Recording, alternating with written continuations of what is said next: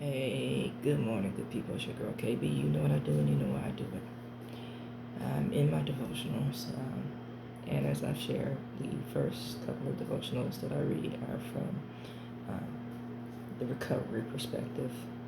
And I know some of you don't believe that you are in recovery, but I challenge that in school of thought every step of the way.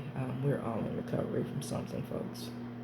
You know, at some point, something in our lives has left an indelible fingerprint. And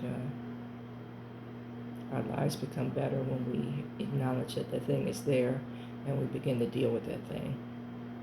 Amen. Let me just get into this reading because the opening alone touches on, I think, the core of our problems. And the title is Self-Centeredness. The spiritual part of our disease is our total self-centeredness, total, utter, complete. I want what I want when I want it mindset, the immediate gratification mindset. Now, some of us have the willpower and discipline to stave off something for a little bit, but the bottom line is your desires are what drive you. Amen.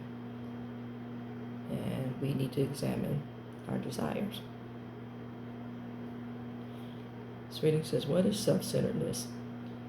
It is our belief that the world revolves around us. Our wishes, our demands are only the only ones worth consideration. Our self-centered minds believe they are capable of getting everything they want if only they would be left to their own devices.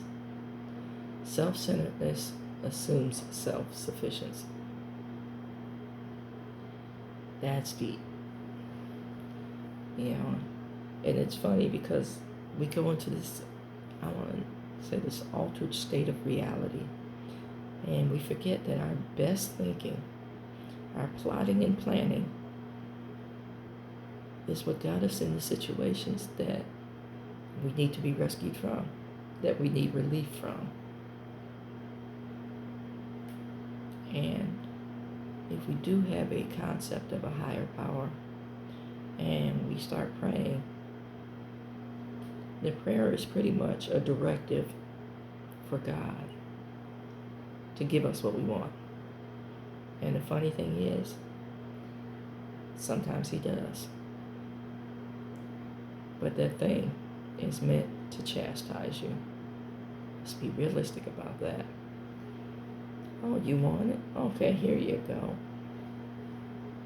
You know, that doesn't make Him a bad parent, because that's the other mindset. So when we get what we want and it doesn't turn out the way we want it or that we thought and hoped, then it's God's fault and we want to be mad at Him.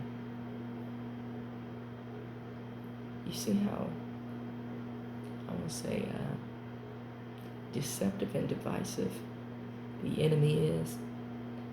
And, you know, I want to be realistic too about the concept of the enemy.